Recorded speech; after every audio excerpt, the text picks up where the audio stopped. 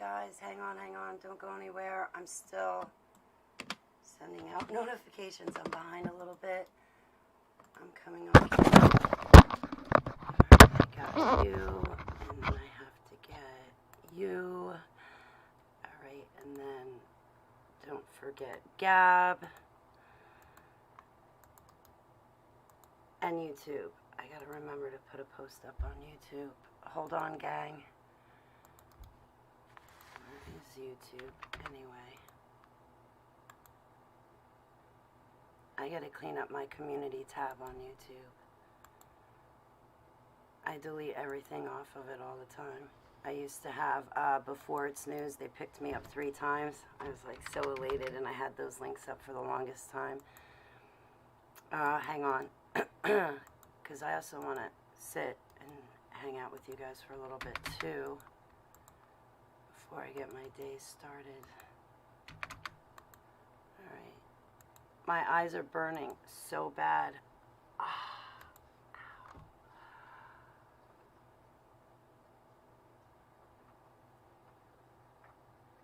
Okay, so I don't know. Hey, MMM, it's great to see you. Blue Sky, it's great to see you. Seller, Jeff, James, Valerie, it's great to see you. Okay, so tonight, boy, my eyes, I gotta get to the allergist. I think I have a sinus issue. But anyway, moving on from that. Tonight, gang, I am going to play Shadowgate for you. Alright, so first you'll need to download Zoom if you don't have it already. If you don't want to put up an icon picture and hide behind it, that's fine. If you want to come in under a different alias to protect your identity, that's fine.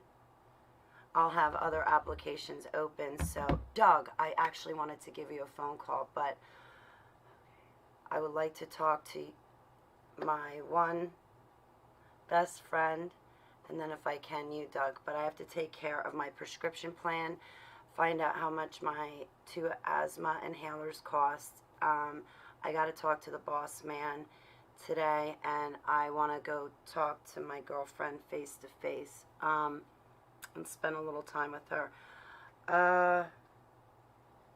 So, like, today is errand day, and I want to do it now because come Monday, I'm needing to do another set of things on Monday.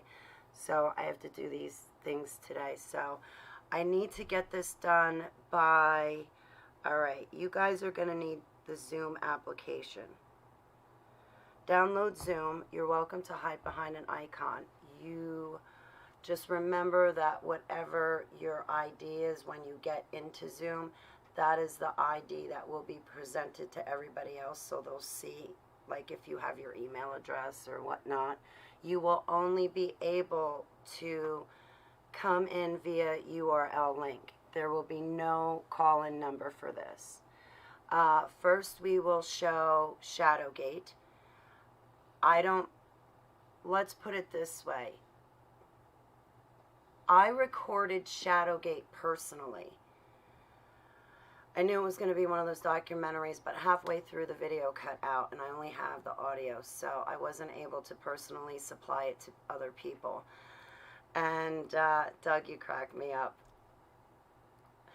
Doug, when you say Heidi Ho, you remind me of South Park. On my computer at AT&T, every time my bosses sent me an email, it would say, "You've got mail," and then you'd hear Kenny go, or Kyle go, or Stan, or whoever say, "You bastards." Oh man, I used to crack up at that cartoon. Definitely not a child's cartoon. Lily, good morning. So, alright. If I were to find, we'll start probably about 7 p.m. Eastern Standard Time. I'll probably hop on at 6 p.m. Eastern Standard Time to come on YouTube and Facebook and say, hey guys, here's the URL. But right now, it's looking like we'll begin about 7 p.m. Eastern Standard Time. Give and take a little bit of time. First, I will show Shadowgate, but then I am coming up. Cheesy poofs. Oh, I love my cheesy poofs. Bad kitty. Oh, man. Cartman was my favorite. I found out that a couple of my bosses at AT&T had let their young children watch it that were like under the age of 10 solely because it was a cartoon. I was like, oh my gosh, are you kidding me? The first episode I saw was these little kids, they went hunting and they're shooting at the deer, and when they shoot the deer you just see pieces of the deer being blown to smithereens and apart. I'm like, the sexual innuendo, and then they keep killing off one of the kids in every single episode. Are you kidding me? This is not for a child to watch. I would never let my child watch that. They would definitely have to be 18 years old. No. I got to get Moose. Well, no, actually, I don't have to get Moose. I got my hair cut yesterday, and then I realized how people make their hair so pretty and curly. They put mousse in it. I don't own mousse. I think I bought a bottle of hairspray once like 2 years or 3 years ago, and it's finally just going empty now. You downloaded a Hires version of Shadowgate? What's Hires mean? A Hires version. Can I borrow it? Because I don't have a version of it. I was just going to go to band videos and play it. Sync up that way. Can I trouble you, Doug? Because if I play it from my computer live to Zoom, there's going to be a lot less interruptions than having to stream it from one site. Now I'm streaming it through Zoom, and people, please pray that nobody interrupts my internet connection when we run Zoom. If this happens again, understand, I will come. Just be patient. It'll take a few minutes. I will come right back on, and I will pick up a few moments from before I was cut off and resume playing the video again. I know that some people, like if we have 40 people in the group, there's always 3 to 5 that it just buffers for them, or it's not playing with them or playing for them. But if I have a copy, I'll send it out to you personally, or I can put it up on my Google Drive, but I don't have any other documents up on my Google Drive, so I don't have anything anyway. You guys know everything. Hires. Oh, 180p? Really? May I trouble you, Doug? Please, oh, please, oh, please. The second movie, we're going to watch 2. So we're going to go 7 to 9. Now, the reason why is because I don't have to wake up Saturday morning at 4 or 6. Sunday, I do, and that sucks because I always miss Now You See TV with David Carrico and John Pounders and all my loved ones in the chat room, and I hate that. It rips my heart out. I missed last Saturday, and I felt completely out of sorts. And then I was trying to listen to the archive Sunday, because all I do is sit around Sunday. Literally, I sit there hoping that somebody needs help with something so I can make time go faster. Like, I'll mop the floor just to have something to do. Like, it's that boring. But see, when it gets that boring, I'm always welcome to hop on my cell phone and my devices and do whatever it is I want to do. It's just that, you know, should someone need help, I need to immediately put down the phone. No, 5 minutes later, you're still saying goodbye to me type thing, and then 30 minutes later, we're still on the phone. No, it's more like, I gotta go, goodbye. You know, and that's not being rude. It's, I gotta go. Well, Mexico health officials say it's too early to say whether COVID-19... Why did that happen? So, I'm not trying to be rude to people. It's just that I'm obligated. Oh, I love you. Happy Friday. Alright, let me stop being distracted. That was my sister, Chris. Alright, so I don't know the second movie. What I was going to do since... And I really don't, because I have to buy a new cell phone. When I go, I'm going to ask if I can take the one that I just bought 3 weeks ago and turn it into them and see if they'll take it so they can refurbish it and turn it over to someone else to use. Maybe get some credits back, but I need Star Tracker, I need a compass. I am lost without it. Not to mention, this cell phone's screwed with my notifications, and also, I can't defer, I need myself, I have to, this drives me out of sorts. There's certain things that really get to me, and this is really getting to me. Like, I'm out of sorts. I need my text messages from my cell phone to have a certain sound. I need YouTube to make a different sound. I need Facebook to make a different sound. Facebook Messenger, Instagram, Twitter, I need them all to have different sounds. Because there's times that I can ignore and there's times that I can't. And this cell phone has the same sound across the board. So I'm ignoring it constantly. If you want to get in touch with me, I would say probably pick up the phone and call. And if I'm not around other people, or if I'm not already like on the computer talking to someone, I will pick up immediately. You're welcome to come over here and wax my car for something to do, right? That's what I should do when it gets that boring, is clean out my car. It needs a good scrubbing. Oh, my car is black. It's a white car, but it's black now. I wrote in it, bathe me.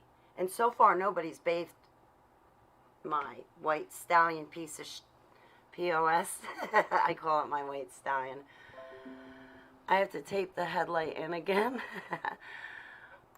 Oh, jeez. Anyway, Blue Sky, it's great to see you. This morning, Dr. Graves was amazing. I think I probably educated someone this morning because I barged in. I went to go see my girl, a friend. She's a girl, but platonic, okay? It's not... I adore her. She's a really cool chick. She's a face-to-face friend. I just made... she became my friend, I think, in March, April. And I'd go to this one place just to go hang out with her and talk to her. So anyway, where was I going with this?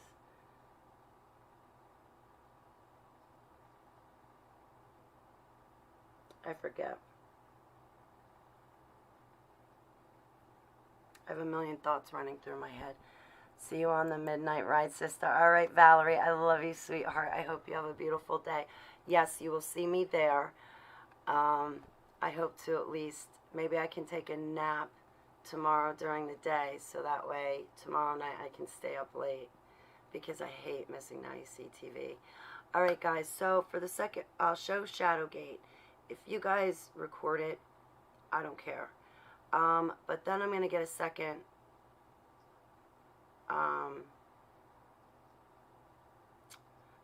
movie for us to watch, because I missed the past 2 weeks.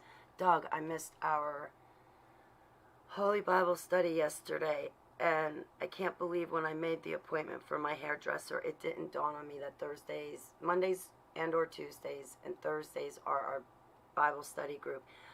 I'm going to go to the dollar store and get a calendar book until I get this routine down pat, because honestly what I've noticed is I'm being forgetful, like we've seen yesterday, and it's really a setback for me, and I don't like it. So yeah, I'll get myself organized. I was hoping maybe... See, I want to be able to rent Thomas Dunn's stuff, but he mails them out. And that's like a problem, because I want it now. Through the Black. I'd like our second video to be about satanic ritual abuse, testimonies thereof. Where are your videos?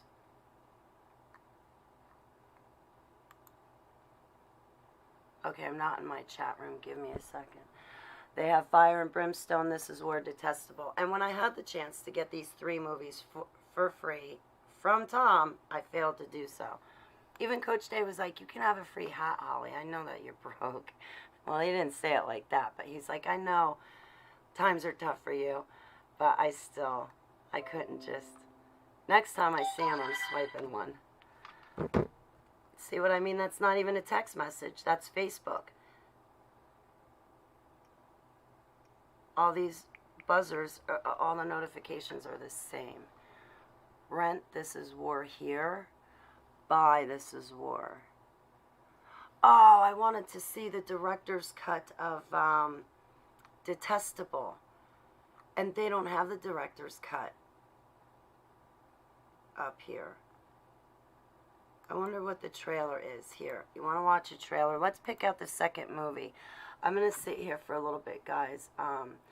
honestly, I'm in a lot of pain, and if I go visit my friend, I am going to take a painkiller. My hips, my back, my legs hurt so bad that it's above and beyond. Like, I took, yesterday, I took my kratom twice, and I took a full 2 teaspoons in the morning and a full 2 teaspoons in the evening, and it definitely kicked down the pain quite a bit. But right now I'm waiting for my kratom to kick in, and if it kicks in, then I can go finish hanging my curtains and stuff. But if it doesn't kick in, I'm going to ask for assistance and take a stronger pain reliever. It hurts that bad.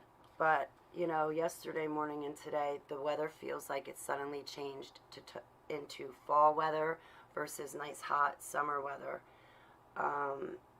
And my house is always really warm. So, but that increased my pain. But I'm on my legs, standing a lot. And this one young kid, come Sunday, I'm going to be like, out of my chair, bub. You're like almost 3 decades younger than me. You can stand. You're a young spring chicken. I'm not, okay?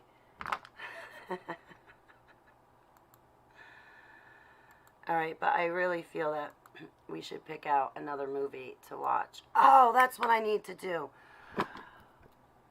I'm trying to land an interview. There's this guy. I can't say who because we're public. Evelyn, how are you? I've been so worried. That was your group? Was that you? I'm so bad with names, Evelyn. Forgive me, sweetheart. Vincent 52. Oh, I do. Thank you. Well, I feel better in like the other areas I was struggling with, but now physically, I need to get that, you know, not only an appointment book, but also to get my routine down. Because if I stick to doing, I found this woman online, Pamela Reif, R-E-I-F. I like her exercise. So if I can pick that exercise up steadily, like work out 5 times a week, I think it'll definitely drive down my pain. But it's the shock, because honestly, I haven't worked out for 15 years. Someone threw me headfirst into CrossFit. That's the highest impact exercise you can do. I'm fully disabled with arthritis and fibromyalgia and sciatica, and I haven't worked out in 15 years. Think, think, think, think. CrossFit's not right. So I want to talk to you, Evelyn. Anyway, so I found a lower impact, but what it is, Vincent, is I'm finally getting up and getting physical again, and I'm really grateful for the opportunity, but it's going to take a lot of pain and tears. Evelyn, what group was that was taken off of Facebook? I just saw, I think it was yesterday. Maybe I'm getting my days confused. I'm worried about children in a cage. Joe Info, I love you. Oh, you rock, Doug. Everybody, Doug has saved my tuchus on several occasions with running the Friday night movies for you. Him and Anna have just been absolutely wonderful and very helpful for me to be able to pull this off and bring all of us together. Lino, I love you. Not to like bring up one subject and then switch quickly, but the group, what was the name? You can't use Messenger either. I forget what the name of your group was. I want to say MK Ultra or UFO or no, I think it was more along the lines of political. I'm not sure, but it made me worry because we have children in a cage, and this is the 3rd time I've tried to have an MK Ultra group. It's not a support group. It's an actual group. There's survivors in there. They put up their drawings. They talk about their experiences. And all of us, we can see how we were programmed the same. Like, and we see the similarities, like between names, numbers, the little dresses that we would wear to school, or like things that would happen, certain time periods of the year that things would happen to us. And this group, I was able to pull in Freedom Deliverance Ministers, a couple reporters, but they're on the up and up type reporters. um, 2 college professors, and they teach at seminary college. One actually gives credits to the universities. I was able to pull in pastors, and I was able to pull in victims. Not everyone is a Jesus lover. It's for us to deprogram, have a safe environment, talk about these experiences, and open up. Have our identities protected, have our stories protected. It's our group. It's ours. I had help setting it up. Well, it's not that I've done it before. I just didn't want to set it up again. But there was this one person I had bumped into that I don't have contact with, but they had some very good ideas, and they were very able and computer literate to pull everything together. And I was like, fine, you know what, you do it for me. And he put it together. Mel V, it's great to see you, sweetheart. He put it together for me, came up with a picture and everything. But this time it turned into such a great group. It's a great group of people. It's so informative. Everybody gets along. Everybody feels safe. It's very highly triggering, so the posts are highly triggering. We do keep politics out of it because it's more about deprogramming. Or, hey, if we did say it was something that Trump said, yeah, you pull the video and say, you see what he said, it triggered me, or this is what it made me think of. So you'll see that, but it's not that we're, like, talking about politics themselves. It's more of how we've been affected personally by these politicians and the mind control and everything else. So I'm scared. I'm waiting for that to come across, Evelyn, for them to say that children in a cage is shut down. If they do that,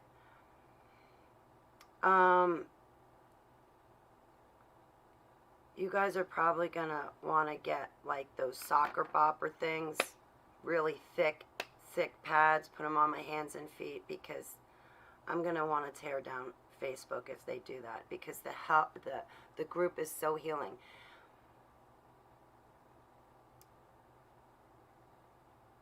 Don't take it away. It's just the group of us.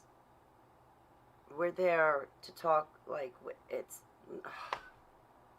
we're not trying to change the world in that group. We're actually just trying to get ourselves unlocked from the cages we're locked inside of our minds. I gotta tell my one sister, I think I remember her.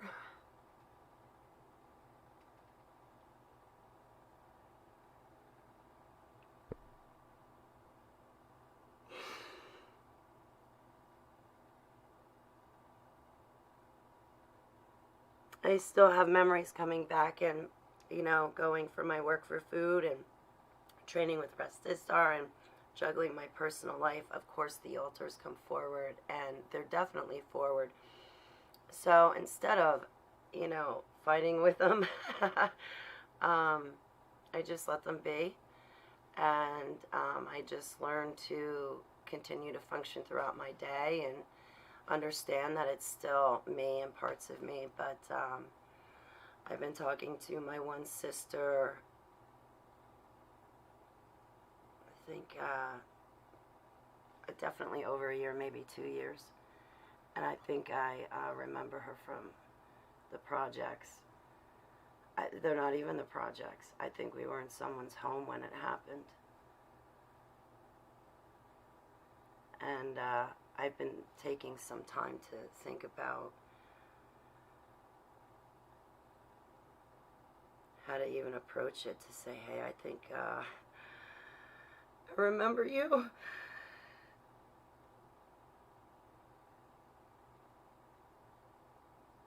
And I know what you're talking about to be true, because I think I was there, and I think I remember you precisely. Oh, forgive me. Yeah, so I always wanted soccer poppers. More than that is, Lily, I wanted a partner in crime to have fun with the soccer poppers with, you know? I didn't have the partner in crime. My grandparents, I mean, they were always horsing around with me. They would have had fun with them. My uncle, oh my goodness. My uncle's, he passed away, my Uncle Jimmy. He lived at my grandmother's house for a while. I loved him. He was my favorite uncle. He would come in and just raise Cain with me. Like, he'd pick me up and throw me around, and he'd have me, hold me up by my ankles and, like, shake me. Because I was this little scrawny beanpole, as he put it. And, boy, he would, I mean, there were times I would literally, I remember I was even 13 years old. I would run behind Grandma and be like, Grandma, I can't even walk out the door. I can't. Uncle Jimmy's here. He was so great. He would, like, wrestle. You know, I'm this little tiny scrawny thing, and he's big, muscular, tractor-trailer driver. He was a mechanic in the Air Force, I think. So, he was my favorite uncle. I loved him. He was always joking around, but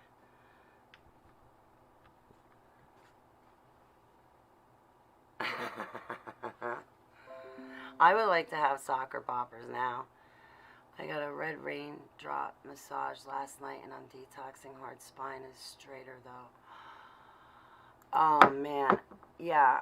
I would, if I didn't have to start saving up to replace my cell phone and get my asthma inhalers, I would have gotten that. I found a massage place that's open. It's like $30 for 30 minutes. I was going to say, all right, 30 minutes on my back, and there's key areas, my lower back, and right between my shoulder blades, and right here.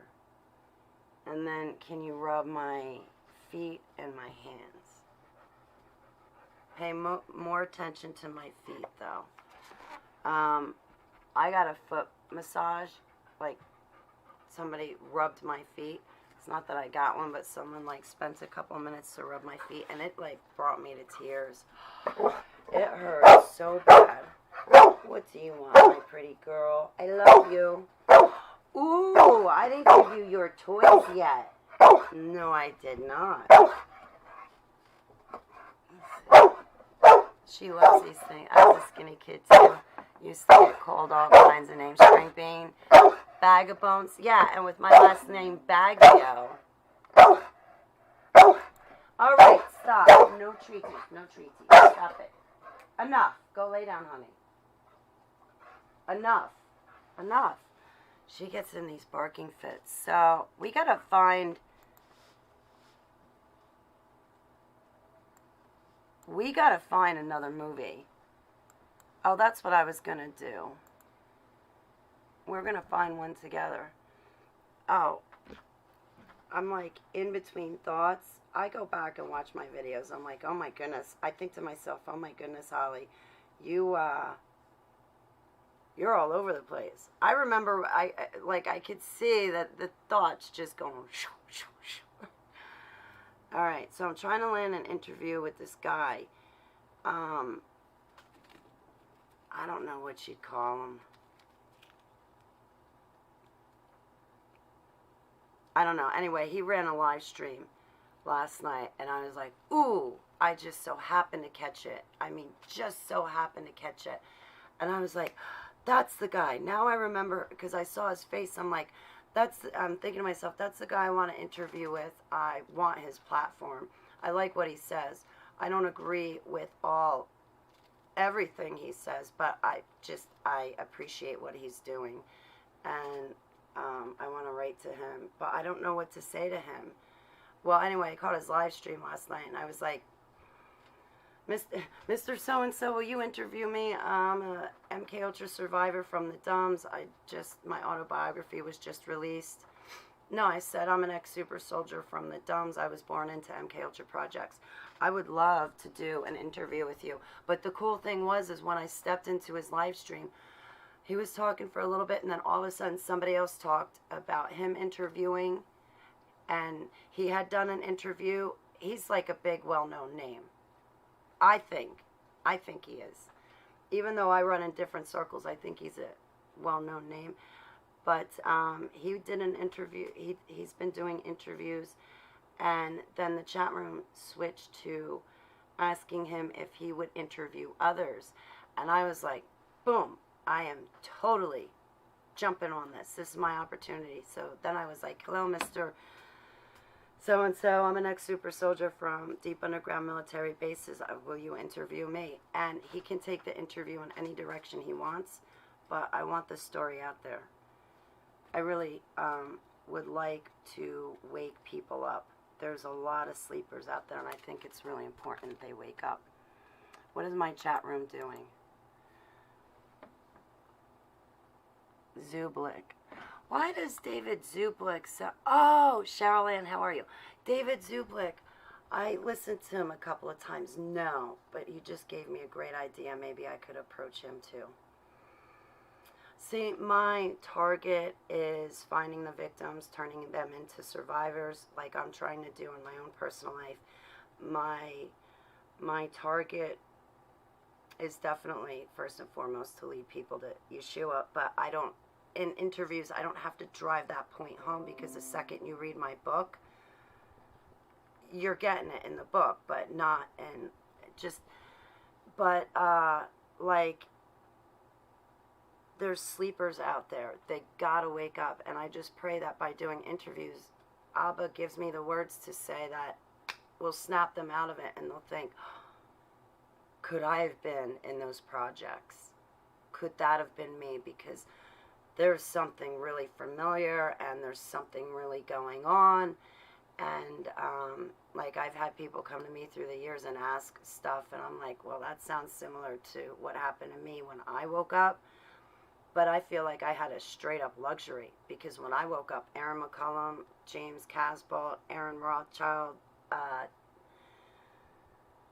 Daubenmire, and Max Spears, they were all forward. They had all put their testimony on YouTube. I just happened to finally say, okay, what is this super soldier crap about? Click on it. And I thought to myself, oh, shit. Casbolt, I remember you. I used to carry knives on me for self-protection and defense. There was someone who actually made a death threat against me, and was coming to get me, and was stalking me in real life, and sitting outside my house watching, trying to watch me through my window. So there was a time period in my life where it was really, really bad. And so I used to carry knives on me. One was named Moses, that everybody could see. It wasn't concealed. And the second one was a smaller knife, and it was concealed and hidden. But I named it Aaron. And I named it after two people from the Dumbs. And I never knew why the name Aaron stuck with me. And it was because there was this blonde-headed girl with the name Aaron, and she was always nice to me in the Dumbs. Then there was some other person with the name of Aaron, and from my recalls, they were nice to me too. They made sure I got home safely and back to my grandmother to continue taking care of her after every mission. So these are people I look up to. I have nothing but positive things to say, and I don't like to drop names. But I just did. But see, I had the luxury, because I had some memories that stayed with me through my life, but I could never really put my finger on it, and I'd sweep it under the carpet and just brush it off like a coincidence, or oh, whatever. But then when I finally stopped and realized, oh geez, I remember this Casbolt guy, and now there's a picture of him when he's a kid, and I was like, oh, I remember that kid from Nelson, Canada. There's no way I would forget his face. Even as an adult, anyway, when you're trafficked with those kids being tortured like that, you don't forget their faces or their names. I mean, well, they also tried to erase my memory. But, so the things that I remembered from the Dumbs and from missions and assignments, I'm looking at these people on YouTube, and they're saying back to me what they're saying in their testimony, but what I'm hearing back, what I'm registering back, is they're giving me their side of the same mission, the same project that we were in. I remember them they sound like they remember me. It sounds like they're talking about me in some of their stories. They're just not mentioning my name. But at that point, if they had said, oh yeah, I remember Holly Baglio from the jungle, it would have sent shock through my system. It's bad. You can't do that. You have to let a person wake up on their own in Abba's timing, but on their own. You can't just walk up to somebody and say, oh, hey, guess what? I remember you from the projects and the dumbs. You're going to send them into shock. Don't do that. Don't do that. They could completely break down, or they might just pass you off and ignore you. But either way, don't do that. That's why you have to be careful of names. You know, even Kieran Lee Perrin, his testimonies are up on YouTube, and these are really great people. You have John Storm, you have Medicine Bear, you have Duncan O'Finioan. They're real pioneers because they came out before we did. I'm pretty much like the last one to come out. One of the last ones to wake up and come out. Well, no, you know what I mean? So, anyway, but Jesse Cesabar on, who is a SRA survivor. Really nice.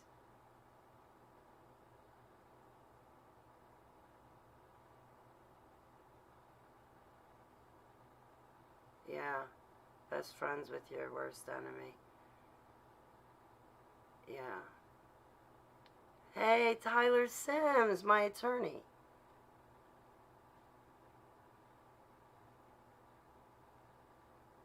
I had given you a wrench. Yeah, you and I were joking around about Fear and Loathing in Las Vegas.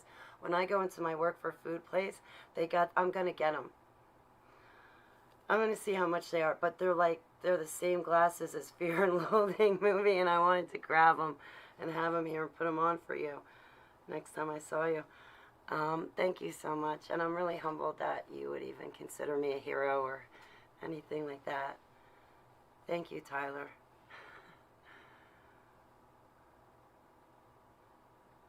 You're gonna make me blush. Thank you. So, anyway, I'm humbled. Why? Why the glasses? Because you and I were joking around a while ago, one night. Or are you asking why to another question? Plus, I like to horse around too. You know, joke around. Have props for my sets, you know. Oh, that's another thing. I need to get a cameraman. I lost my cameraman. My cameraman won't be my cameraman anymore. So I've got this one Mockingbird skit written out. I've had it written out for a month now. And it's really funny, I think.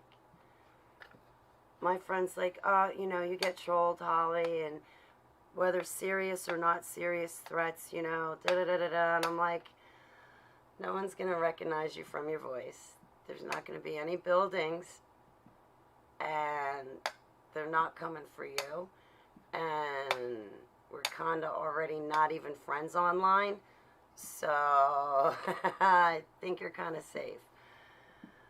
Like, we have no connection to one another online. I think you're good.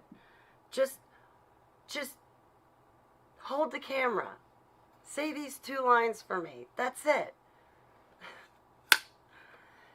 I'm some prick from Oklahoma. No, I know that. Why, don't be humbled, but about me. I don't just hand out hero. Pledges a hero. I'm really humbled, Tyler. I'm really humbled. Thank you kindly. That's really nice. Oh, you made my day. See, forgive me. This is going to come out all wrong. I'm just going to say it. My little altars are smiling. I keep telling them it's okay.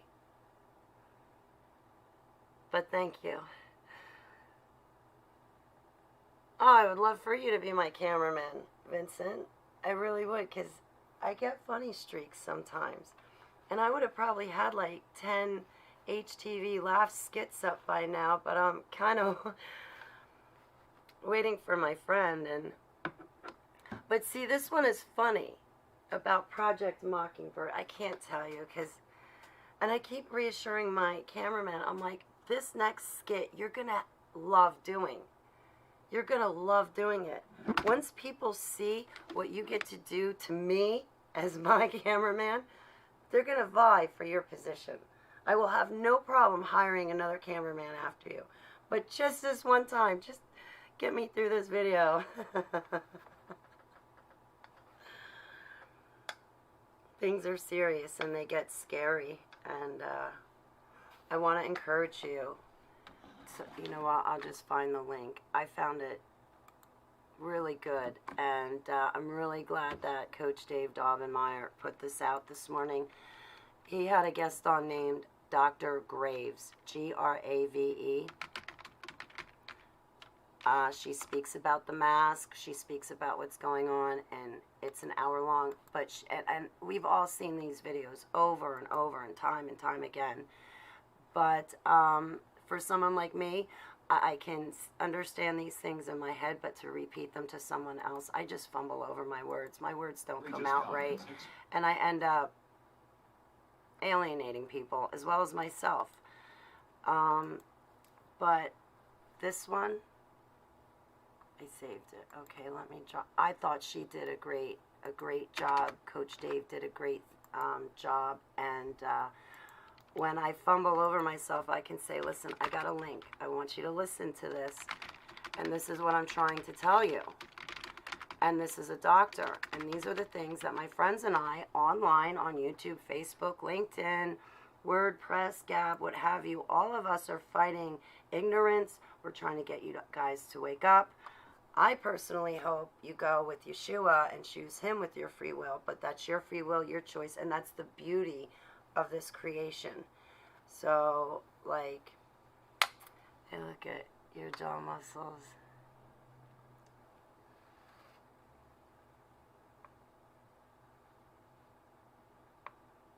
Ah, thanks, Tyler. I think that's a compliment. Thank you. Yeah. I'll be your director, right? And I feel blessed. Abba got me back up. I've always had my own place since I was 18. So 2019 was terrible for me to be under someone else's roof because I lost my privacy, independence, and everything. So to finally be back on my feet, I have my work for food, and I'm really happy about that because like I cook for people now, and they like it, and they come back for more. This morning, someone asked me to cook for them, and I said no. Then a second person came, and I said no again. And then I said, I'm going back home and going back to bed. It's not my turn to cook. And I left. But I really was in my night clothes. I mean, sweatpants, sweat jacket, my Coach Dave baseball cap, hair out to here. You don't want me cooking your food in that condition. Is that when, if I tell you... Thank you. I'm really humbled, Tyler. Thank you so much. I'm really humbled. Thank you. I feel your sincerity. Thank you. So, it occurs to me that I am learning to interact with people. We still got to find a second movie. But first, I'm learning to interact with people face to face and talk with them. Cooking food for another person, that's right off the bat building confidence. I absolutely need that. And also to, be assertive. I definitely take initiative. That's not a problem. But to be assertive with other people. My problem is like, for instance, with my ex, of course I was treated inferior. But I was always intimidated. Never spoke up for myself. Felt weird to even talk about Yeshua, my golden bow, right? And I wasn't walking the talk at all, but also I had no esteem. He would just bulldoze over me. And even if something was really important to me, like my ordainment and the Hear the Watchman conference that he knew I was planning for 8 months, he bulldozed right over me, and I didn't go to the whole conference as I was scheduled and confirmed to do. But now here I am in public, and I'm dealing with people, and I have to be assertive and talk and not tiptoe through the tulips, you know? And, you know, be someone that's confident enough that if I catch somebody's hand in the tip jar, well, I can smack that hand and get out of my tip jar, so to speak. You know, if I catch you red-handed with your hand in my tip jar, well, now I am learning the confidence and to just smack your hand and say, get your hand out of my tip jar. You know, it says, so to speak. I don't know what examples to use to try to explain what I'm getting at. But also, if somebody gives me a hard time about the mask, no, I'm exempt. Most of the time, I can't hear what people are saying, so they're just like, oh, that's Holly. Take the mask off, otherwise you can't have a clear conversation with her anyway. But who am I by, guys? I mean, if there was a serious health threat, in all honesty, I'm by Save and Keep Her. I don't pose any health risk to anyone. So, but to interact with people is really nice, and like to see other people interact with each other and just like get to know someone, you know, for instance, when they talk to you, to know when they're finished with their sentence and it's okay for you to interject.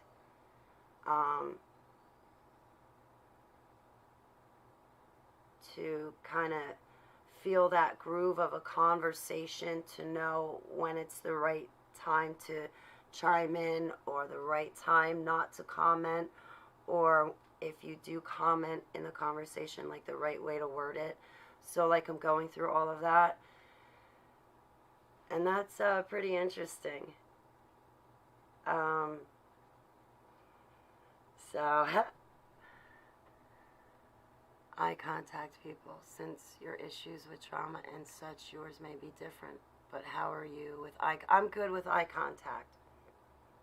I should have better eye contact when I do these videos, such as look in the camera. Yeah, when I'm there, I look people in the eyes. Definitely. I don't look down. I used to constantly look down like this, and I'd say, oh yeah, you know, I made dinner, it's time to eat. Do you want me to fix you a plate? Is there anything else I can get you before I start cleaning the dishes? But now I'll say, hey, is there anything else I can get you with your sandwich? Do you want a pickle? Do you want me to prepare something for you to have later? Do you have everything you need for later? Do you have all your water and juice? It's going to be a hot one. So, yeah, when I talk to people, I look them in the eyes. Absolutely. Absolutely. You have to. That's how I well, I had a job. My first job was my very first job was babysitting. And then I went and I worked for a pharmacy. And then after that, I went to work for an attorney's office. But I consider that my first real job, working at the attorney's office when I was in high school.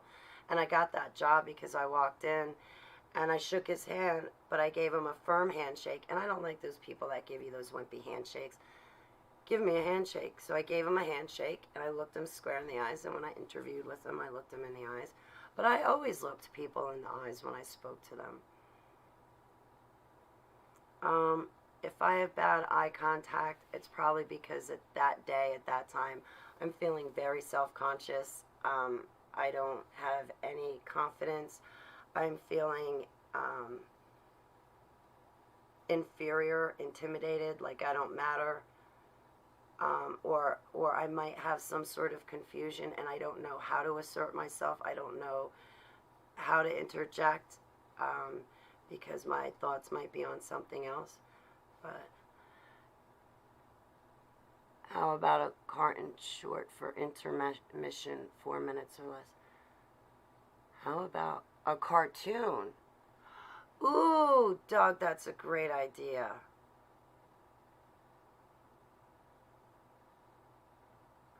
The one thing, actually, you know what? We could take an intermission maybe for 10 or 15 minutes, because I'll walk keeper. That's 10 minutes right there.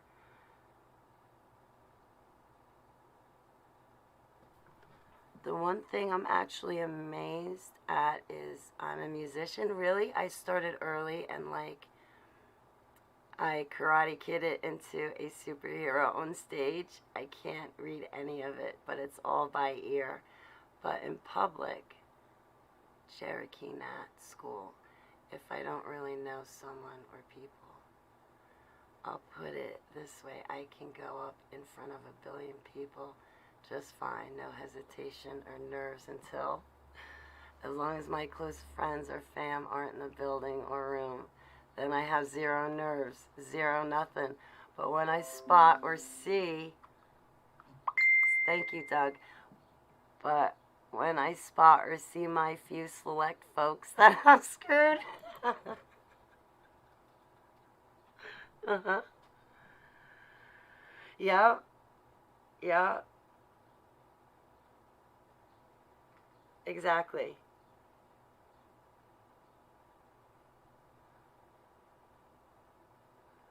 I can look at them in the eye, I freeze up, or just instantly blow it.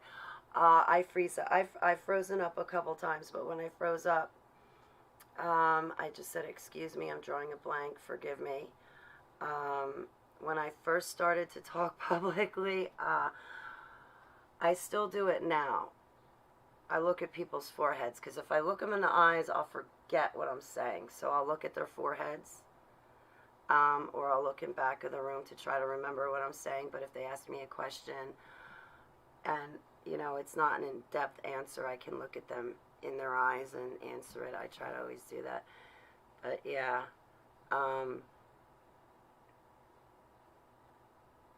yeah. Wow, you've been on stage in front of all those people. I remember I was always in 18. I was always afraid of public speaking. I can't do it because I freeze up and stuff.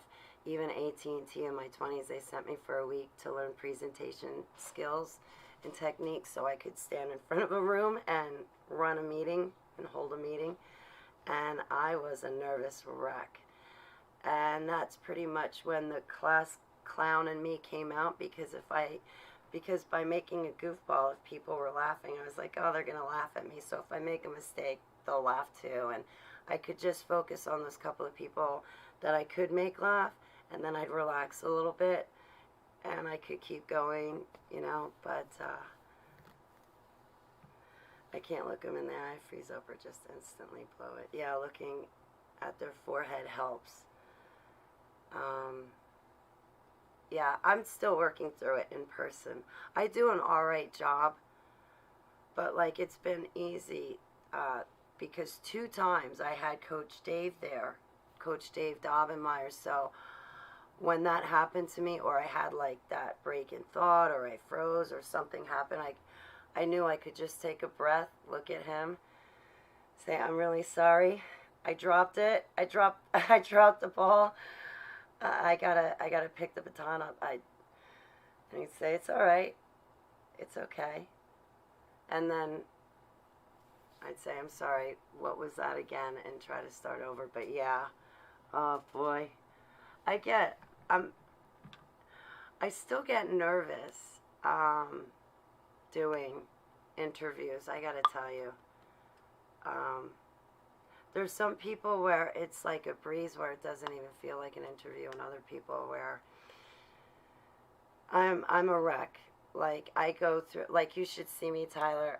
Like the day I have an interview, I used to be bad. I'm not gonna say publicly. In private, if we ever talk, I'll be honest. I used to be bad in private. I would be like shaking like hours before the interview took off. I was like a complete mess and wreck. Now I'm getting better with it. A lot better. Now what I'll do is I'll just like kick back during the days that I have an interview, unless I have to work for food. And I'll just hang out with my friends and I'll try to stay relaxed. And then walk into the interview in a relaxed state of mind like that. I try to goof off during the day and stay lighthearted so that way I can give all of my effort and energy into the interview. But behind the scenes, I was like a mess. I was a mess. You couldn't. Back then, in 2016, 2016 I came out publicly as a whistleblower. By 2017, the ex was sitting there for every interview. For almost every interview. I missed a few interviews because of him. I almost missed my own ordainment. So when he was there, forget it. Forget it. I couldn't think. I felt awkward. I felt stupid. I felt embarrassed of myself. I felt like a stupid little foolish kid. I felt hideous when he was there, which was always in the other room or right next to me, just hiding in the corner while I was running my interviews. Or if he came in my chat room, forget it. The whole show was shot then. I couldn't. I went to, he was supposed to go with me, and he backed out February 2019. But anyway, I'm not going to get into all the details. He backed out, and thank God he did, because I went to Coach Dave Daubenmire's huddle out in PA. And when I showed up there, they asked me to speak. And I was like, yes, I was hoping that you would. And I was so happy that the ex wasn't there, because if he was there, the whole interview would have been shot. Totally shot. I wouldn't have been able to give it. Yeah. Yeah. You could turn your small mistakes into charming, but that only goes so far. Right? True. It does only go so far. That makes sense. Yeah, I'll look up here. Or, like, I'll look like I'm looking over them. Or if it's in a room, like, through their heads. Or, like, I'll look at the back of the room. And there was somebody that noticed me doing that. And I was like, I'm not good at public speaking. I'm a mess. But then also with this topics that we're talking about, I don't know how receptive you are. And I do talk, we're talking about reptilians. A lot of people can't wrap their minds around reptilians. So, but they're like, why do you look in the back of the room? I'm like, it's just to try to hold my focus, to keep my nerves down, and to get through it. Like, I want to be here. I want to give the interview. But, yeah, right now I'm just kind of getting through it the best I can. There was another time I went to a conference, and I wasn't a speaker or anything, but the only time I didn't have a problem getting up in front of a camera and in front of everybody was when I was being a goofball, of course. The International SRA Conference, October 2018 last year, there's Russ Dizdar and Jared Cressman, Tom Dunn, Gregory Reed, Wilfredo Wong, Sherry Clausen, all the big names, right? And they had questions. And they were live streaming the conference. So on the cell phone, my sister, she's texting me. She's like, I can see you. Or she goes, I can't see you. I can see everybody else, but I can't see you. So all day long, I'm trying to get in the line of the camera. And I'm like, do you see my head yet? Do you see me? No, I don't see you. So she's watching live stream, and I'm sitting there face to face. I'm like, I'll get on camera one way or another. And when it was time to ask questions, I got in line. Right? I got in line, and then all of a sudden my cell phone goes off. She's like, I see you. And I'm looking at my cell phone while she's watching me in the live stream, and I'm like, They totally, everybody knew what I was doing. People in the crowd started laughing. I'm like going like this at the camera. I think I even said my sister's watching. I had to. But yeah, because I was acting like a goofball, I had no problem getting up there horsing around. But when it's like serious stuff, yeah, then it's like I can't do any public speaking. My voice would freeze up and my tongue would get tied up. My voice gets shaky. I'm not even I don't enunciate well at all. But as long as it's strangers or loads of strangers, I'm comfortable. Yeah. I get crap all the time if I'm found out about my fear and belief and whatever else I harbor for fucking reptilian Illuminati archonic satanic manipulation of people's history and perceptions through history. Yes. Good morning, George. It's great to see you. My love to you, your loved ones in Mexico. Yeah. Thank you, Doug. Thank you, Doug, very much. So I still haven't had my breakfast yet.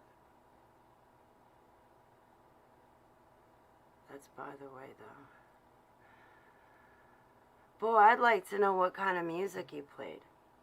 We probably talked about that. You're a musician.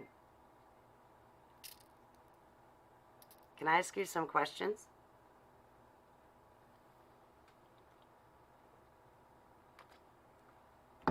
I guess I'm looking for a sound engineer.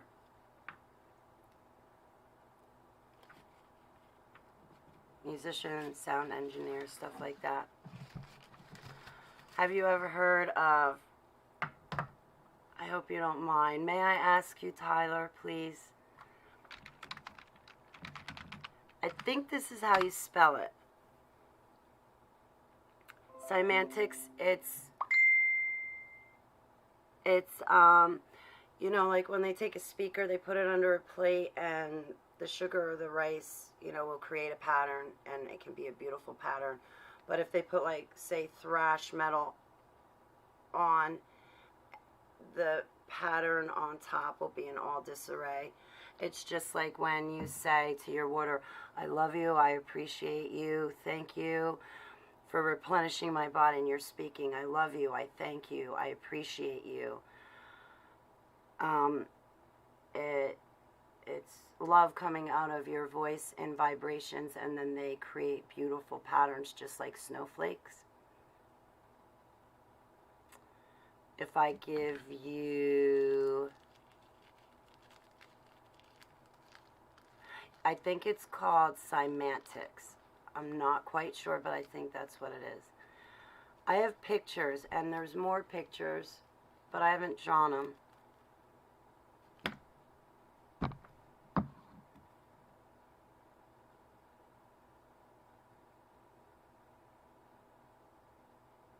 I switched. I have more pictures. I haven't drawn them. I think Enochian magic was used on me, and I know that I've gone through harmonic programming.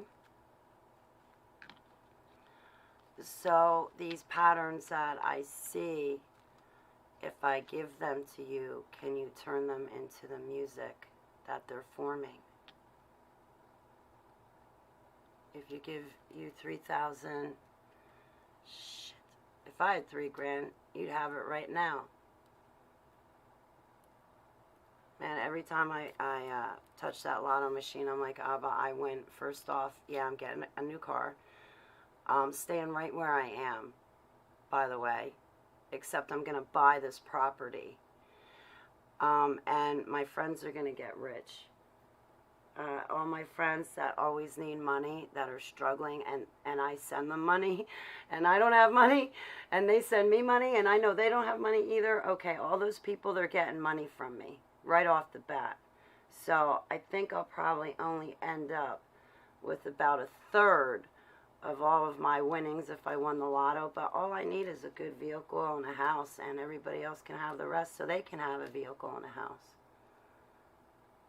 Right? OBV, just kidding. 440 hertz. Some of those hertz is hurt my ears.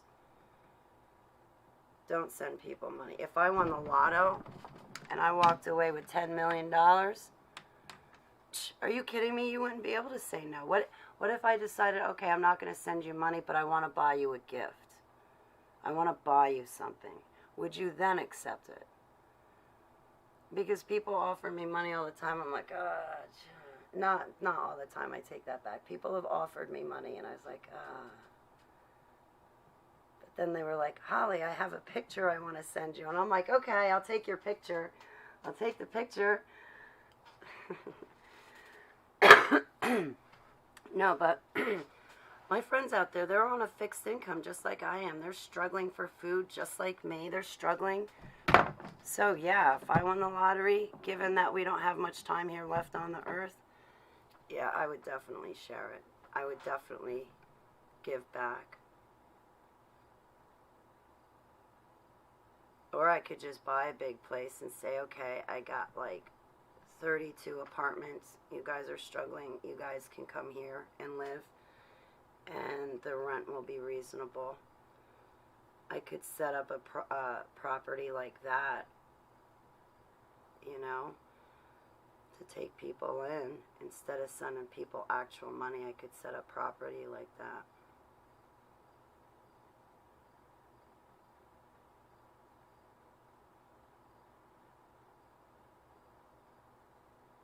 I don't know.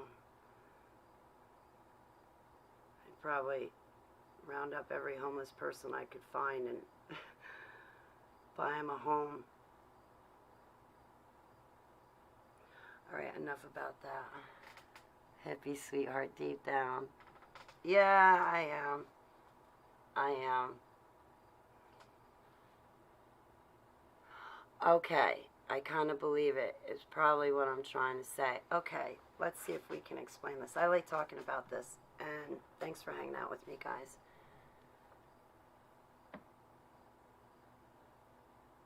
I would love to do that, Linnell. Or at least, like, anyway. How often do I go live? I used to go live every day for hours upon hours. What I like to do is, like, get a topic and talk about a topic and run, like, a professional video. But this year, in the Roaring 20s, my videos have more been, like, relaxed hangouts. We talk about every topic under the sun. Than anything, but I go live every time I get the itch. I would go live every day. It's just I got stuff I got to do sometimes and I can't, but I love coming on HTV.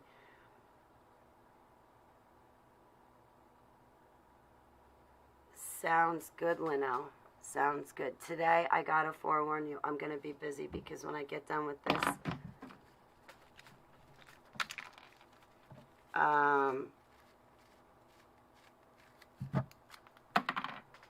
that's who. Okay. I gotta make a couple of phone calls. I'm hoping to land an interview. I gotta meet with the boss man. And then, oh, the movie. Alright, guys, I'm like off in the left field. I kind of assume more binarial. I think more dancey electronica would make your geometric shapes on the speakers or surfaces. Again, I'm guessing. I like the dancey electronica. Okay. I don't even know how to explain it. The harmonic programming, me and the kids were programmed with dolphins because they have sonar. Harmonies, they can, just like any kind of, if you think about it, you ingest food and vitamins to make you healthy. Well, the harmonies, if you can hear them and you're listening, then you're ingesting them. And these harmonies can either bring you physical pain or healing pain. Let me use examples.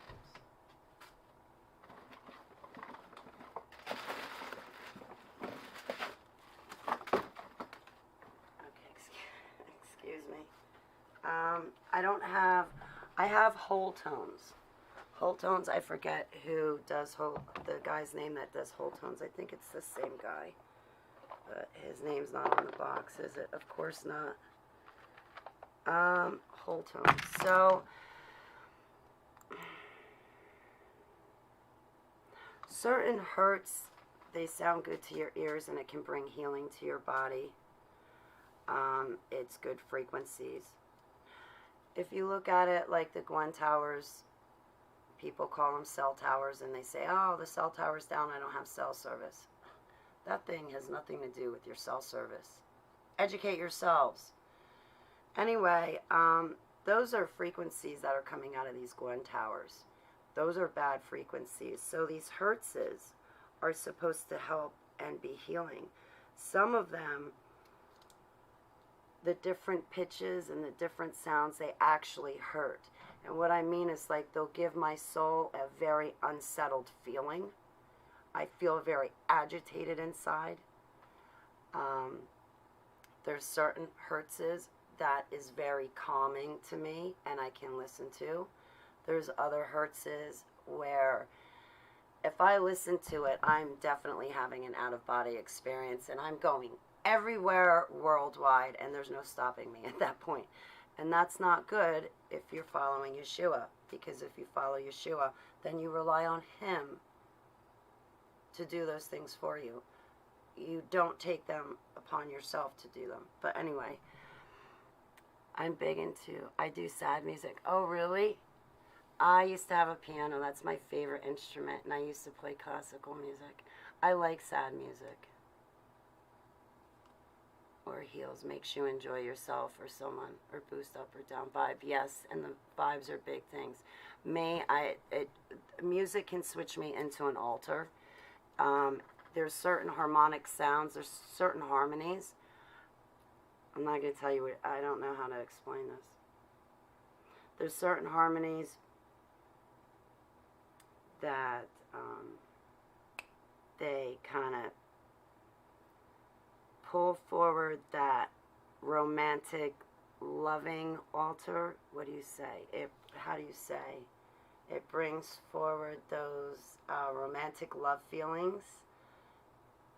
You know, like when a boy and girl first meet each other and they're liking on each other and both, you know, the lights above their heads are going off and both their hearts are going ga-gung, ga-gung, ga-gung, you know, like at that moment, and they're realizing one another and they're realizing one another has this attraction for them. So like what you're feeling going through that, there's certain harmonies that can spike that. There's certain harmonies that can bring me great anguish and great pain, and it will feel like, you know, say that boy and girl get married and grow old together, and then that boy decides to divorce that girl, and that heartbreak that it would cause that girl. There's certain harmonies that will bring that heartbreak out, and it's nothing but sheer agony to me. There were times at my work for food when they had on the radio, or they changed the radio, and a song played, and it bothered me so bad. A couple of times. A few times I literally quickly, not ran, but quickly walked out of the establishment to get away from the music. I couldn't handle it. There's altars that will come forward with certain harmonies. So you have to be very careful. You want to know what one is painful to me, and then I'll show you whole tones, and then we'll pick out a movie, and then I really got to go.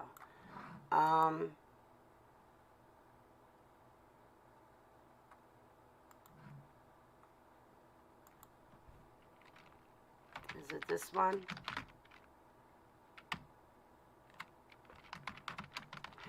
I'm going to explain to you. When you talk about Kanye, it really hurt me when one of my ministries said Kanye phobia. Because I was like, you guys are not getting it, are you?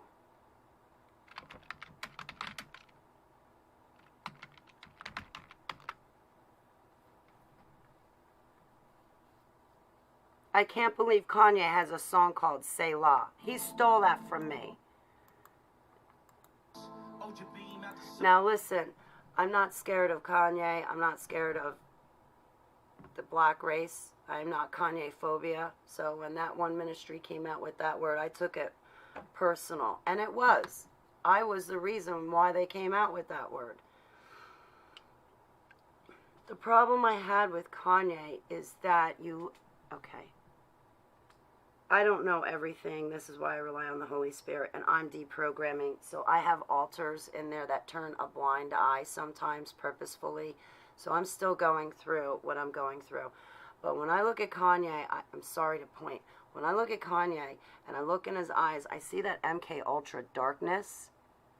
Okay, he's mind controlled. Don't tell me that while he's being mind controlled that all of a sudden he's a Jesus lover. Now, in Isaiah it says that yes, even a non-believer can turn another person who's a non-believer into a believer. I'm not saying that. I believe that. That's not the point I want to make. The point is this guy is under MK Ultra. He's selling a false, fake Jesus. So, yeah, he can swear up and down. Jesus is my Lord. Jesus is my Savior. Jesus is this. Jesus is that. And meanwhile, he's talking about the fake Jesus. Also, he's under mind control. You're dealing with an altar. He's programmed to sell you this. And what he's selling you is a diluted form of the gospel. Also, what he's selling you in his songs are slammed, packed, filled with subliminal messages. The harmonies. If anybody has been under mind control projects the way I've been and has had harmonic programming, I've had training with dolphins because of their sonar. Some of the programmers would train certain harmonies, program me to certain harmonies that if you played those certain harmonies and those certain keys, a certain altar would come forward and do whatever mission assignment there was to do. And it was only by certain harmonies that this programmer was able to do that. So yeah, they held basically the keys to the kingdom. If you know the certain harmonies that can trigger me forward. Now I believe that when I listen to these songs from Kanye, you have an active MK Ultra active slave, singing you a song about what Jesus exactly. So he is reinforcing programming. He is using harmonies, lyrics to do so. And he is an active mind control person. Everybody was so worried, oh, he's a new believer. He's a new believer. You shouldn't have him up at the pulpit just yet. Hang on a second, guys. You're rushing him to the pulpit. He's still an active MK Ultra slave. Active slave. Willingly active slave. You got to deal with that first. Before, what do you mean pulpit? From stage to pulpit? No. Not in his case. And do you see? That was the other thing with his new album. Did you see they're all dancing and they're all standing in a circle around Kanye? Like witches do. They're all wearing the same robe, just like Sharia law. They're all swaying the same way, just like demons move.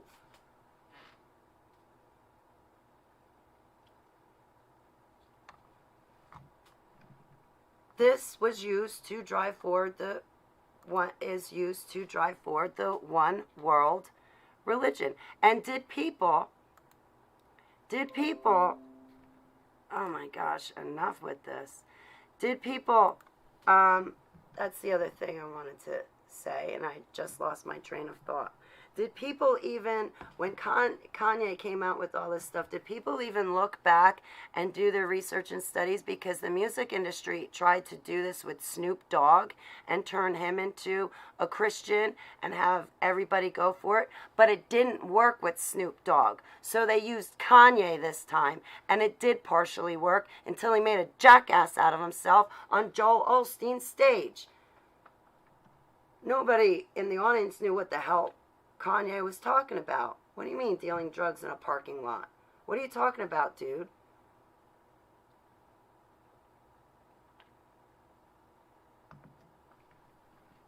It wasn't this song.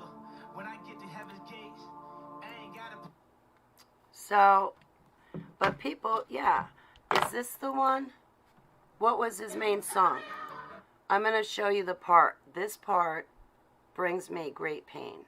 Sorry to I've got so much to do today, and I can see I'm going to be sitting on here for another hour. Which song was it? Is it that one? Is it Jesus is King?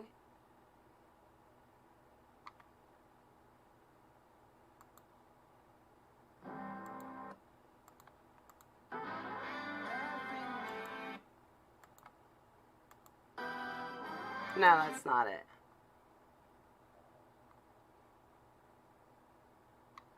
What one was it? What was his most popular song that he came out with?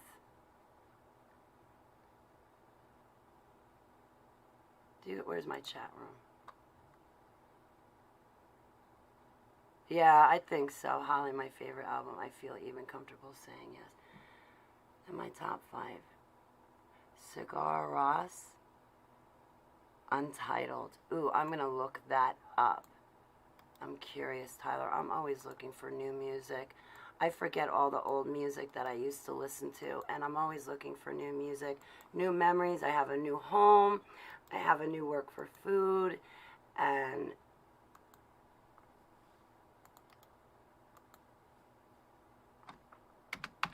I'm going to look that up. Thank you so much. Rock band from Iceland. Very cool. Very cool. Thank you. Was it Jesus Walks? I read he sacrificed his mom too. I'm in touch with my feminine side. I love the early I love the Cranberries. Twins. Garbage. Oh, I loved Garbage too. We have similar tastes. I wouldn't say that's your feminine side. I like them too.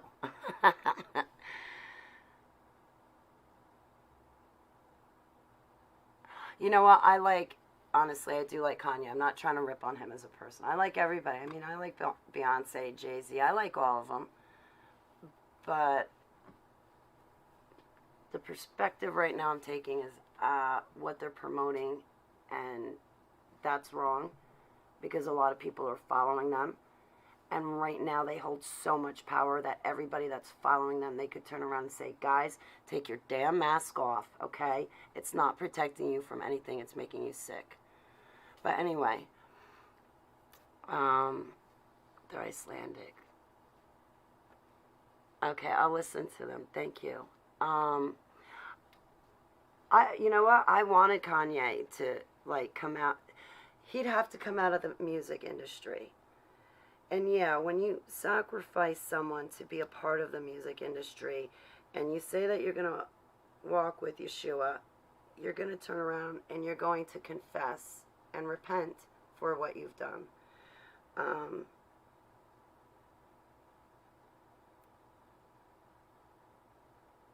In my normal life, I had 2 abortions. And Abba has forgiven me. But the first thing that I dealt with when I came to Yeshua was what I had done. And then to learn that it was child sacrifice, it took a very, very long time to deal with what I had done. So, Yeezy also needs to maybe chill out on the clothes designing too. I'm not trying to pick these people apart personally,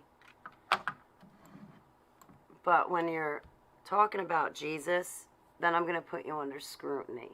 Just like I came forward as an ex-super soldier and I fall under scrutiny, he's falling under scrutiny. I'm not trying to belittle him, but yeah, I'm really upset. I'm really upset because I feel that he was a part of driving forward this one world religion. And I had to say something about it.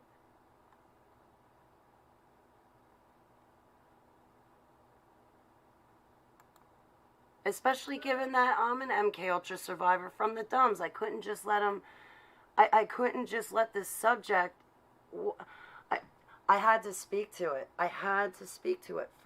Because I'm MK Ultra and because Kanye is MK Ultra, I was speaking to the MK Ultra. And yeah, I probably hit below the belt a few times with Kanye, and I apologize to him and his loved ones and supporters. But,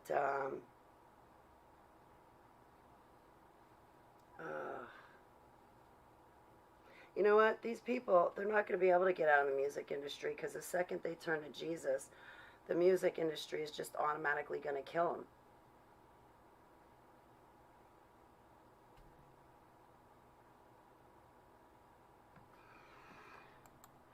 Is this it? Is this the song? Oh, yeah. No. Which one was it?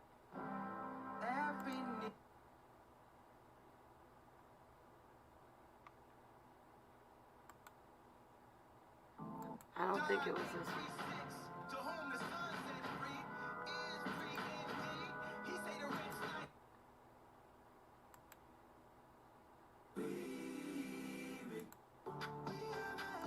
No, it's his like most popular song. Like from this whole album.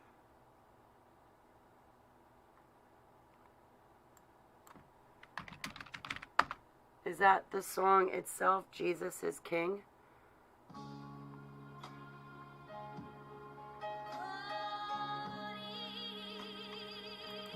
Shut up. No. There's one song, I wanted to play this part, and this part killed me. It literally ripped my heart out in this one song that Kanye played. I'm like dead set on trying to find it now for you guys. Because it literally, it felt... That's when I started to deal with the harmonic programming that I've been exposed to, was when Kanye came out with this album that I'm showing you on my screen right now.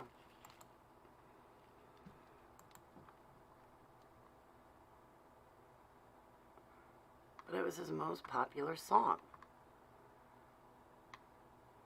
This one, isn't it?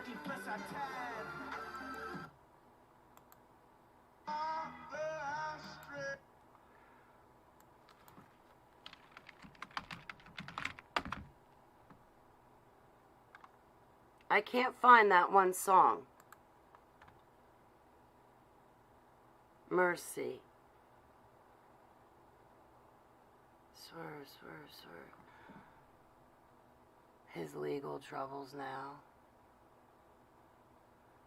I haven't got the full story yet, but broke my heart for whomever got victimized in this situation. Jonesy, I think, has a new solo. Really? Ooh.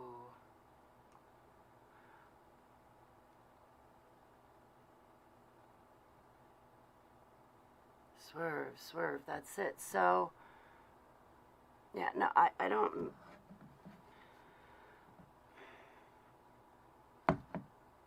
Was it? That sounds familiar.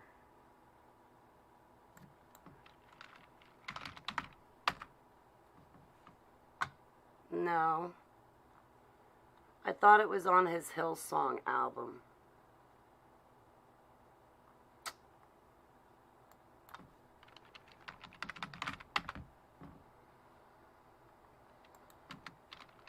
Album.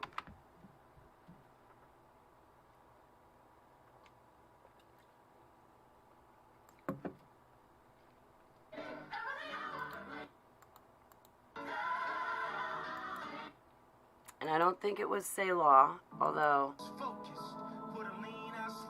he stole it from me. That's all I'm going to say, because I say Selah. What does it really mean? I'm teasing. Here, in terms of the steps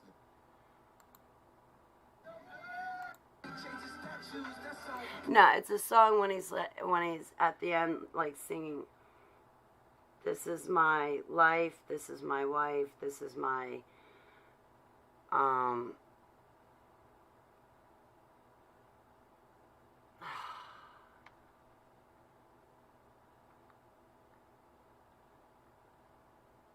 can't, I don't know.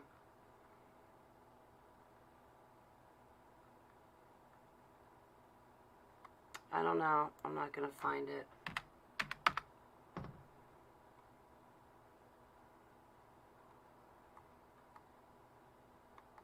Darn.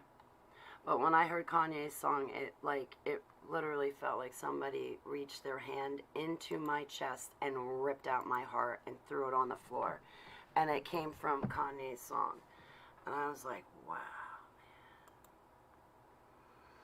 So I've been dealing with deprogramming from harmonics for a while, but it's slow going and it's very difficult. So it intrigues me when you say that you're a musician, Tyler, because of the deprogramming that I'm currently going through. Swerve. And that's from Kanye. Yes. I'm going to look it up. Sorry to, yep, everyone will be so sick from the masks wearing sooner or later. Yeah, that Dr. Grace on Coach Dave's today was amazing. I gotta eat something too. Call my prescription plan and then do a couple of things. So I think right now I'm gonna switch the topics because I gotta find a second video to play tonight.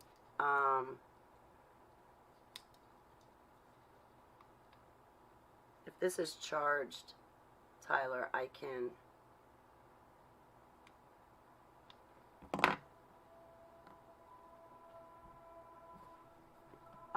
I'll probably get a copyright strike, so.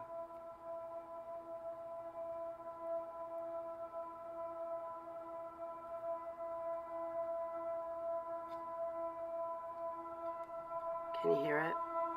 It's like whole tones will start out like this and then slowly add.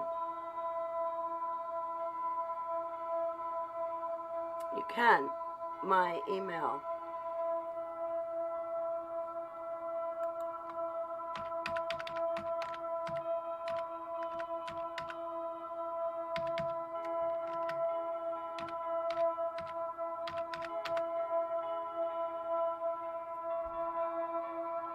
I have to say though, this one, is this it?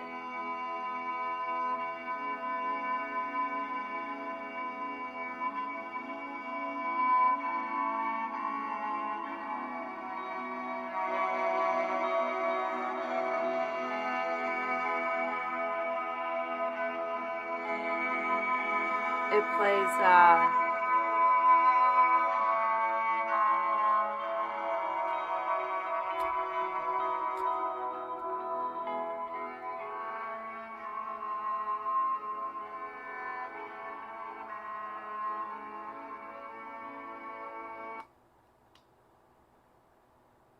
would probably start it all over again. This one plays Rockabye Baby, and it brings me to my knees, and I just cry, but it's so beautiful, and it's Rockabye Baby. God has used greatly, and although I have no one close to me personally that understands and is aware of how deprogramming works, I myself believe it is happening. It is going to happen, nevertheless, James. It happened to me when the floodgates opened up for my memories to come back. I was by myself. I was homeless, renting a very expensive couch. So technically I still had a roof over my head, but I was homeless with my cat and dog. And when MK Ultra decided that I was waking up, that's when I was waking up. And I didn't know what in the hell was happening to me. Excuse me, I'm going to sit and smoke a cigarette. I've been doing good. I cut down, but then I'm still quitting because I want to get back on my vape pens and stay on my vape pens. Right now, to smoke a cigarette, that's a sin. I told Abba I'd just stay on my vape pens, but when these all broke, I went back to cigarettes. When I knew I was strong enough that I could have just went from these and quit. So I'm going to get off of nicotine. I'm determined to. I don't like this. This is bondage. A very ugly habit, but at the same time, when I'm stressed or when I feel that flip of my alters, nicotine just seems to be the first thing that I reach for.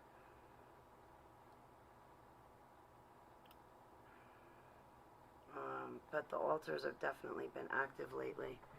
Okay, so while I'm sinning, we're here for you when you can. Oh, thanks, Tyler. Yeah, James is a great guy and everything. So, listen.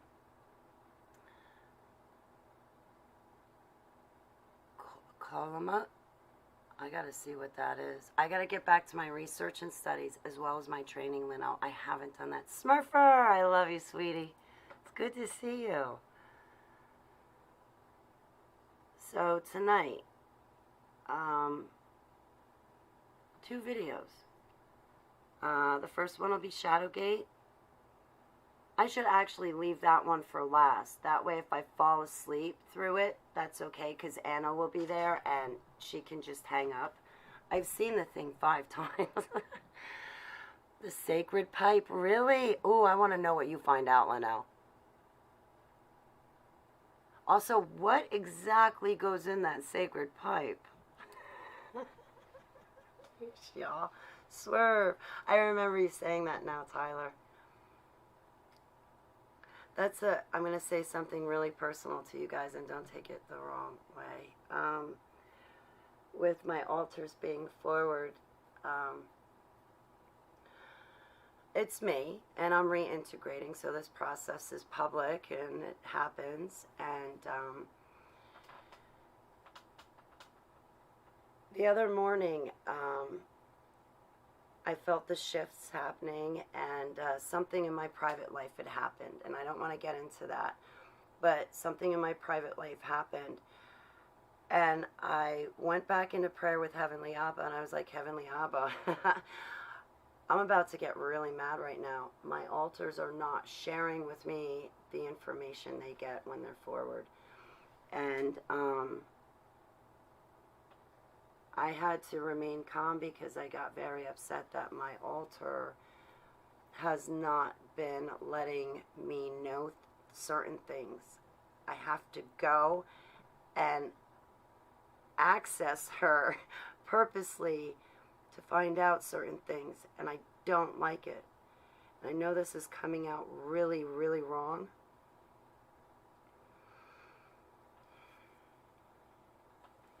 But I have this one altar, she comes out and then she doesn't tell me what's going on, and it really ticks me off because all the other altars were co-conscious, we're working along and we're working in agreement with each other, and here comes this one that's not cooperating, and I'm not a patient person at all. I'm not patient. And so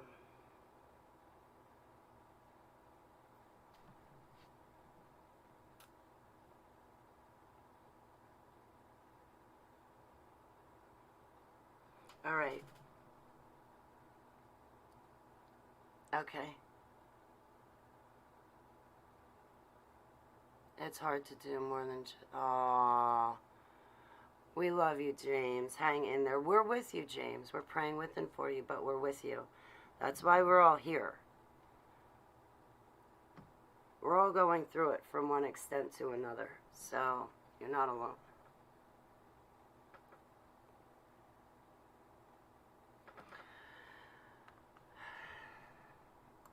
Okay, this is what I wanted to do. I'm sorry that you're driving, James. Just listen, though. Don't look at your computer screen.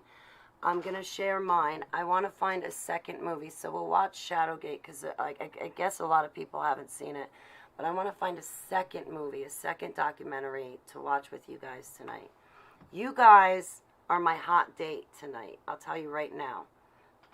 On my Friday night, you're my hot date. So tonight about 6 p.m., I'll pop back up on YouTube about 6 p.m. to round you guys up to give you the URL for the movie. Will start at like 7. So we'll watch Shadowgate plus a second movie, but it's a second movie I really want to see. So, what do you guys, will watch this trailer. You haven't? I heard one person so far, we'll say out of 1,000 people, one person said to me that they think it's false. I think it's accurate. Shadowgate with Millie, she was a reporter that was just locked up. She got out because Alex Jones is her friend. But, oh, jeez. How would I begin to explain it to you? You know, like how Facebook has our personal data and then they sell it to other companies, and you know, if something goes wrong, these companies blame a hacker or some security breach. Well, Shadowgate talks about this information they get on the computer and how they collect the information, how they can target certain social groups, like the Obama cell phone. They gave out, for instance, in the documentary, it says they gave out this Obama phone to people in Tennessee. The next thing you know, Tennessee's breaking out in riots. You got to watch a documentary because I don't have the facts right, but they talk about these computer programs that spy on people, collect your personal data, but then they turn around and create the software that will put up posts and target this community.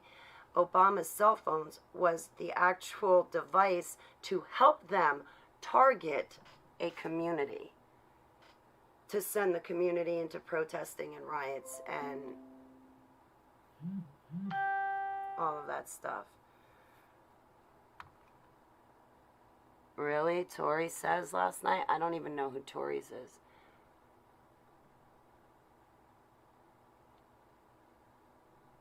You're gonna like Tyler, download Zoom. You can hide behind an icon if you want. Be careful of what you put up as what, you know, the display name that you want others to see or not see. And then tonight I'm going to play Shadowgate. Then we'll have like a 15-minute recess. And then I'm going to play a second movie.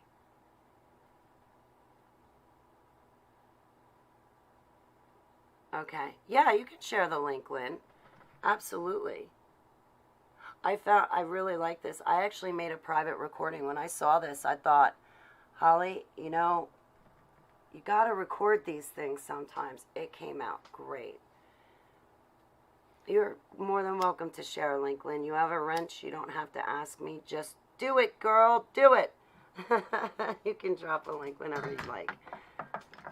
I don't mind people dropping links in my chat. Please do.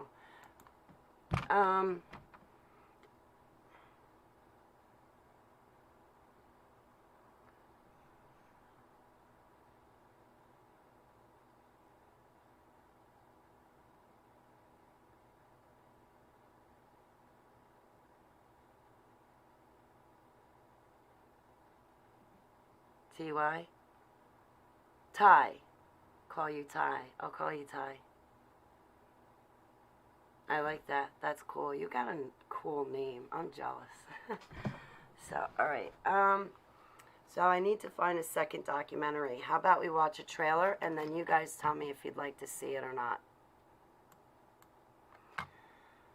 I wanted it to be about like satanic ritual abuse or something like that. This is Through the Black, Tom Dunn. Ooh, I'm going to get a copyright strike. Actually, I shouldn't get a copyright strike if it's a trailer, right? Commercials shouldn't get you in trouble, right? I guess I'm about to find out. So numbed. We've been so dumbed down in our theology in the Christian church in America that we don't recognize evil when we see it anymore.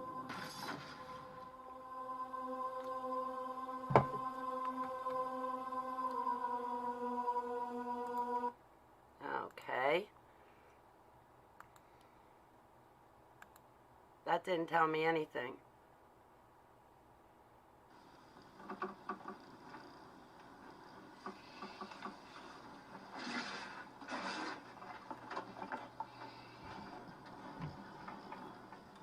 Oh, wait.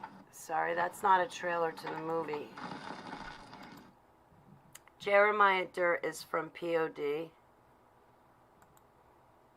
Or was from POD. I guess. Into drugs. I really wasn't thinking completely straight, to be honest. At that time, I was still. All right, now I'll start. Quite honestly, I was kind of out of my mind.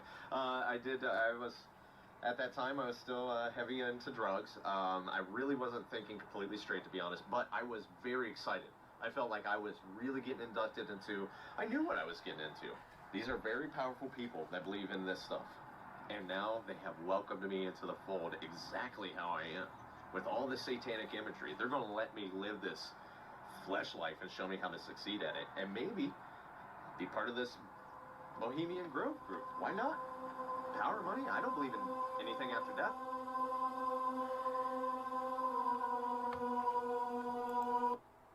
That looks kind of good. I wanted to see the director's cut of, what did we watch that last time? I forget what it was. That looks kind of good. What do you guys think? What time is this tonight? We'll probably start at 7 p.m. Eastern Standard Time, but I'm going to pop up at 6 p.m. on YouTube, and I'll say details for tonight's broadcast, and I'll drop you guys the URL, and at that time, I'll probably hang out in Zoom from 6 until 7 p.m., send out notifications. If you guys want to come and hang out beforehand and talk and chat, that's fine. I'll just be sitting there sending out notifications. And then what'll happen is at 7, because I'll give some people some time to come in. At 7:15, I'll start up Shadowgate. After that, we'll take about a 15-minute admission or intermission, whatever you say. And then we'll start up the second video, and I'll rent This Is War. Can I rent it?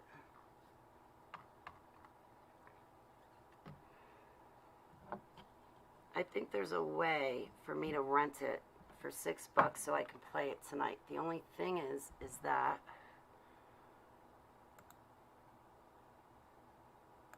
I won't own it.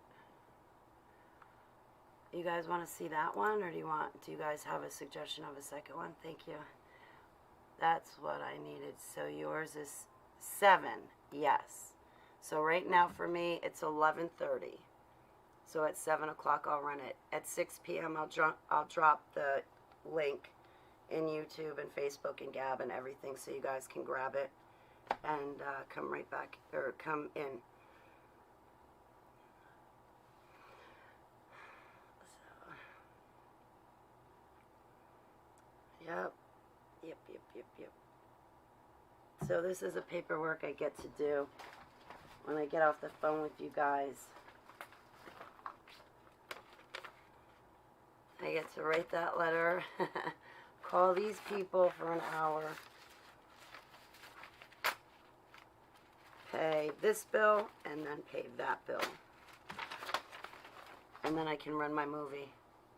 Then I can have fun with you guys and hang out. Because I'm not goofing off for doing that right now, no.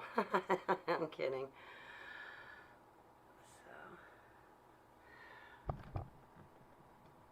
Some of Tom's... Really? Really? Ooh. I would love to, Leno. I got some things. And I could make some things.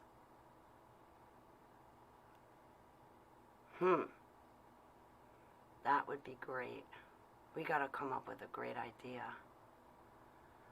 We could get you on the panel.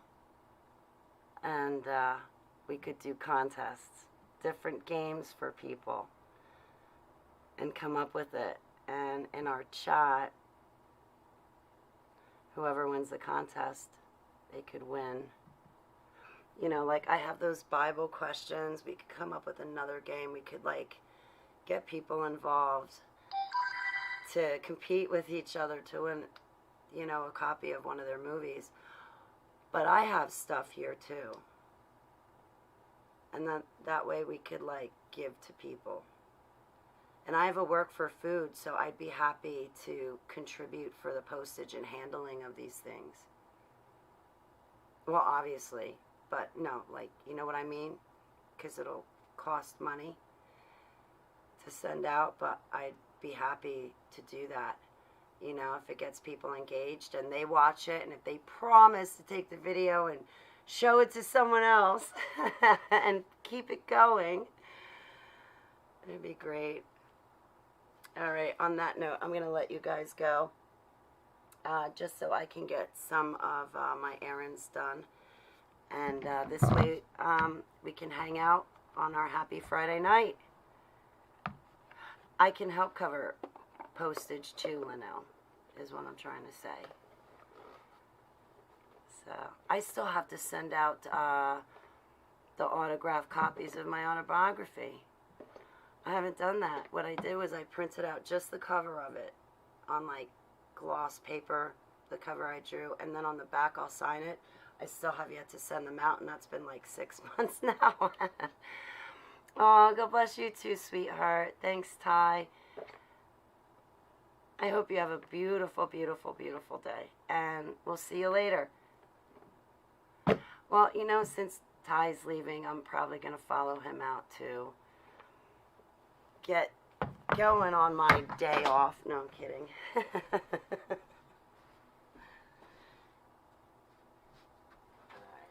So, all right, guys. I hope you have a beautiful, beautiful day. AB814, how are you? It's good to see you. Heavenly Abba, we come before you, and I pray that you give all my loved ones and everyone in my chat room a beautiful day. Please put a smile on their face, provide for them. Please make them happy. Please, the wishes that they'd like to have happen in their own life, I pray that it is in your will and that you make those wishes and dreams come true. I hope you let them know how special they are to me and how much I love them. Please shine your face to everyone who is in my chat room and give them a beautiful and happy Friday, and make sure they know how much they are loved and how much I can, well, Heavenly Abba, I consider everybody in my chat room to be a blessing from you and an answered prayer from you, and I'm grateful to you, and I appreciate you, and I love you very, very much. In Yeshua's name I pray, Selah. Oh, well, it's good to see you too, Ab814. I hope to see you again soon. Don't forget, tonight I'm going to be running 2 movies. One is Shadowgate, and the other one is This Is War with Thomas Dunn. So, happy Friday night. So if you're free, please feel free to join. Alright, so I'll see you guys in like, what? A little more than 6 hours. So I better hop to it, because I only have 6 hours to make all these phone calls and get all my ducks in a basket before I get to hang out with you guys. I can't wait to see you guys tonight. Like, I'm going to go into my work for food. Okay, before I leave, I'm going to tell you what I'm going to do. So when I go into my work for food and I talk to the boss man, I'm going to strut in there and I'm going to say, guess what? I have a hot date tonight, Mr. Boss Man.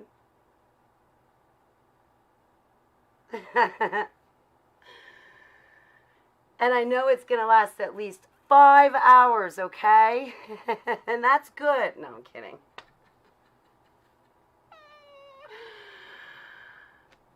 Aw, James, I hope you're okay, sweetheart. I love you, Smurfer girl, sweetie.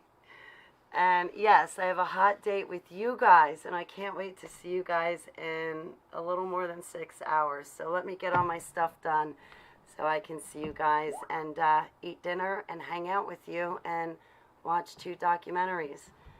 So until then, enjoy your day, and I love you guys very, very much.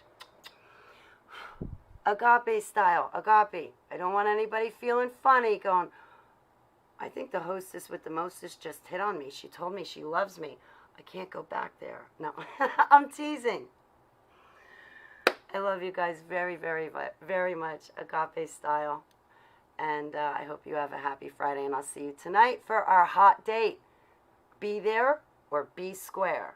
So I hope you're there. I don't want you to be square. Bye.